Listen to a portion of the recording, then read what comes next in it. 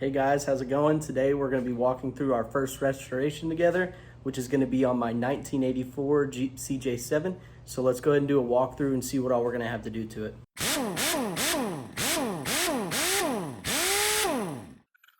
Alright guys, we're going to do a quick walk around. Like I said, 1984 Jeep CJ7 in all of its glory. As you can see, they did a bed liner job on the outside. Didn't do a great job of it. It's got the hard top, which I think we're going to end up scrapping, but we'll get to all that later. Good looking interior, just pretty dirty. Obviously needs a little bit. Seats are in good shape though, so I'm glad we're going to be able to keep and reuse those. The only real problem areas on this is going to be right here inside the wheel well. You can see there's a little bit of rust that's come through. We're going to replace that with some sheet metal though, so I'll get to practice the sheet metal welding. Back here you can see it's got a brand new used AMC 20 rear end, and that just got put in by the previous owner, so we'll have to see how they did on that. Right here you can see we got a little more rust in this other side. This is right where the roll bar is on the inside, and apparently that's a pretty common area for the tubs to rust, but it should be an easy-ish spot to go in and do some welding and get that fixed up. Like I said, a little dirty in here, but overall not too shabby. Under the dash, I'm sure y'all could see there is some definite wiring issues that we'll have to sort out. Back seat needs to be pressure washed, and we'll probably throw a cover on it, but overall it should still work. Coming around to the front here, you can see frame and everything looks pretty clean. It's got at least a 4-inch lift on it, and so I don't know what we're going to do with that yet.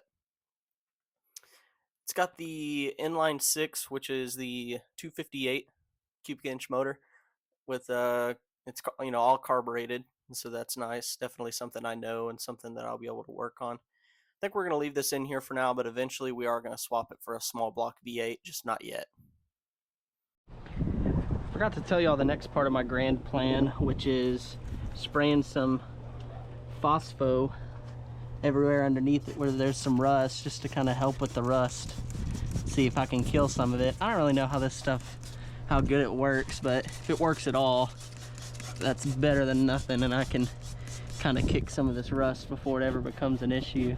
So I'm going to go through anywhere that I see rust on the tub, on the frame, any components or anything, and I'm going to give it a healthy coating of this rust removal so we don't have to deal with it in the future. Alright guys, so what I did, like I said, is I went through and anywhere I saw rust on the tub, the frame, any components, anything like that, went ahead and sprayed some of this Rust Killer 5000 on it. So we're gonna let that sit while we kind of do the rest of what we've got planned here and get these seats out. I kind of had a squirrel brain moment and decided to do this before I took the seats out, so let's get started on that. We are going to be taking the seats out of this thing so that we have a little bit of room to work. So here in a minute I'm going to get started unbolting these. I'm going to throw the GoPro on so y'all can kind of see what I'm doing, and then as we go I'll kind of keep y'all updated. Alright guys, hopefully y'all can hear me over the ruckus from my air compressor, but we're going to get started taking these seats off. It's just 4 9/16 bolts that hold on the front seats.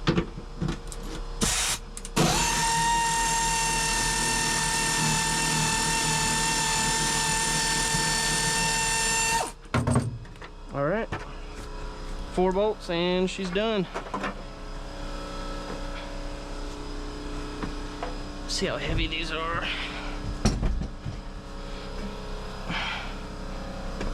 Not bad at all.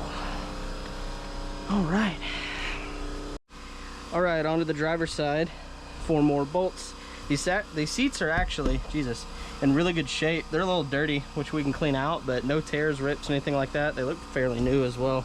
So let's go ahead and get this one out too. Alright, so this bolt right here does not want to come out, and that's because of the nut that these bolts go into is welded to the bottom of the tub. Well, over time those welds get weak, and what happens is you'll try to take these bolts out and that weld on that nut will break off, and this one, and they're all square nuts, and conveniently this one is in a terrible spot to get to. So I'm done asking nicely, we're just going to cut it off.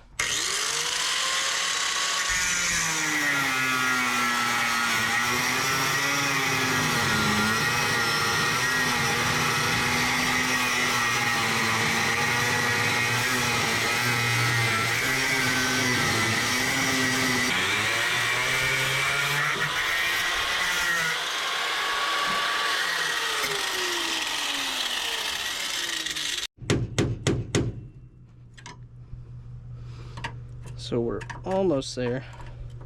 Might need just to cut on it a tad more to get it the rest of the way.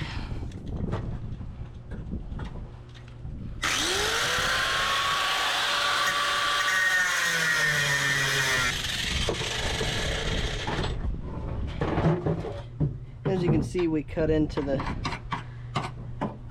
mount for the seat a little bit. I'm not too concerned with that because it's all getting painted anyway.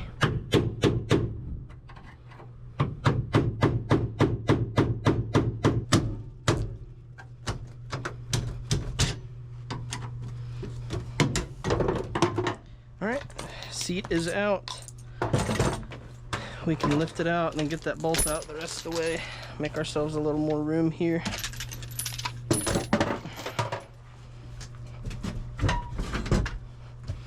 I'm gonna take it out that side though. The old Bluetooth drive shaft fell. Alright, so we've got the front seats out. Now we need to get the back seat. Conveniently, it's not bolted in at all. So let's get it yanked out real quick and in the house. Alright, we're gonna have to take it out through the front. Looks like the rats kind of got to this at some point. We'll sit in it and see how it feels later. See if we can salvage it. Hey, free screwdriver. Alright guys, now I'm gonna get all of this junk blown out of here. Get this little rat's nest out. Then I'm gonna figure out what that is. I'm not even 100% sure. Get that out, and then I might start working on the dash pad and a couple other parts in here. Well, so we got a little bit of time.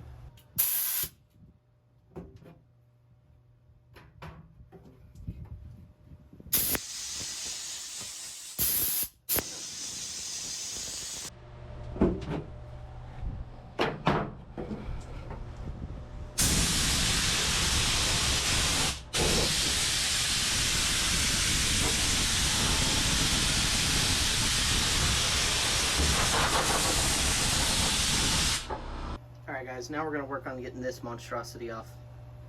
Looks like it's held in with the duct tape of screws, drywall screws, and maybe not, might be deck screws. But either way, we got to get it out, so we're going to start working on that.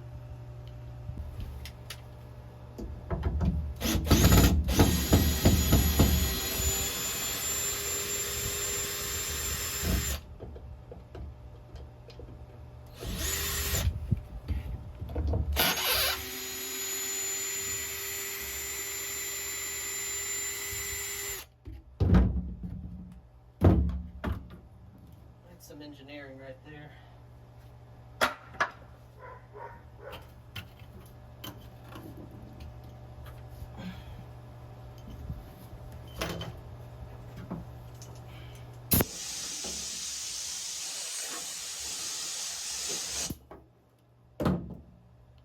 Alright guys, next thing we're going to do is work on getting this dash pad out of here. I think it's just got some screws along the bottom that hold it in. I'm sure there's some hidden across the top that I'll have to find.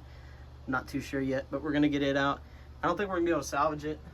A lot of guys just take it off and leave it off, and I've considered that, but I do think it looks slick whenever it's painted up and looks good, or if you just get the correct color for what you're going for. So we're gonna take it out, see what we can do with it. If not, then I'll just order a new one. I think they're 150 bucks or so, and we'll just go from there. All right, let's see if we can get you in there.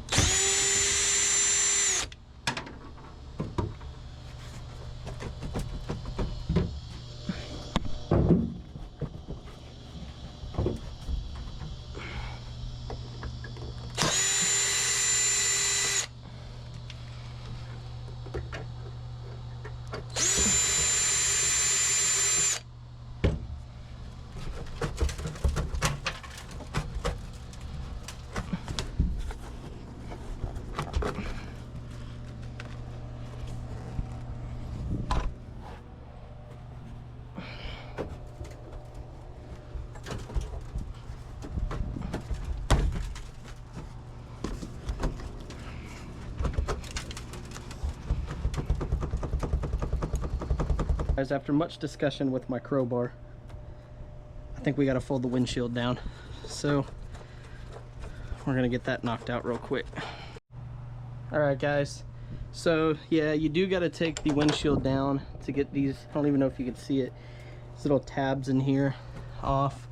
The problem is you got to take the hard top up in order to get the windshield down, and I just do not have time for that. I've got a mama inside taking care of our 4-week-old baby, and so I'll be working on this in kind of shorter spurts while I can, take advantage of my time while he's napping. But I'm gonna have to call it for today. I will add to this video kind of the plans for the Jeep, and I'll kind of go over what we're gonna do, just that way y'all don't get too short of a video out of this. Alright guys, so real quick we're going to go through some parts and just kind of the overall vision that we're looking for on this Jeep. So first off, what I'm going to be doing for the exterior is going to be this Raptor liner kit. 8 liters should be more than enough, and as you can see, it kind of gives it a textured look, and it's that rubberized, bed liner. I'm getting the tintable version though, that way we can add whatever color we want to it. That way it's just not all black like a normal bed liner would end up being. This is the color that I'm kind of thinking about using. It's the Hot Rod Red. I think it would look really, really slick on the outside of this thing. We're also going to do like the dash and the inside of the windshield in this color. And then some other colors I'm considering are this blue, then a couple of these grays and silvers that are on here. I think they'd look really good as well, but I'm still kind of partial to the red, so we'll see what I kind of end up going with there. These are some pictures right here of what it looks like on the outside of vehicles, that Hot Rod Red. Like I said, I think it looks pretty good, but put down in the comments what you think, if you think the red would look good or if I should do a different color. This will be the inside. Gonna do Herculiner. I'm sure all you know what it is, just a bed liner that rolls on. We're gonna do that in the tub down on the floor so we can wash it out with a water hose or whatever else after a long day of being out in the mud. Stuff holds up really well too and gives it good protection from rust and everything else. For the top, I'm going to be removing the hard top. It's Texas. This thing doesn't have AC. No sense in having a hard top in my mind. It's harder to store too if you take it off. So we're going to be going with this one with the half doors that we have. These have the tinted rear windows, and so I think that those soft tops look the best whenever the back's tinted on them. We should be able to save our half doors and use these tops for it. I think this one comes with frames. If not, we'll have to reuse the frames too, but we'll see whenever it comes in what exactly it has. These are the fender flares that I'm going with from Amazon. They're really basic, pretty cheap. Reviews look decent, so we're going to give them a shot. And if they don't work, I mean, at the end of the day, I think it's only $80 or something like that. And yeah, 75. So that's something I'm willing to go through and find out if they're good or not for 75 bucks. If not, I'll get some nicer ones, but I kind of like the simplistic look of these and they're not outrageous. This is the front bumper that we're going to go with. Not this one in particular, but I'm going to make one and I'm going to try to kind of model it after this. The only difference is I'll be putting a winch on the front as well. And so we're definitely going to make our own though, just to get some better welding practice and everything else. This is probably more what it'll end up looking like.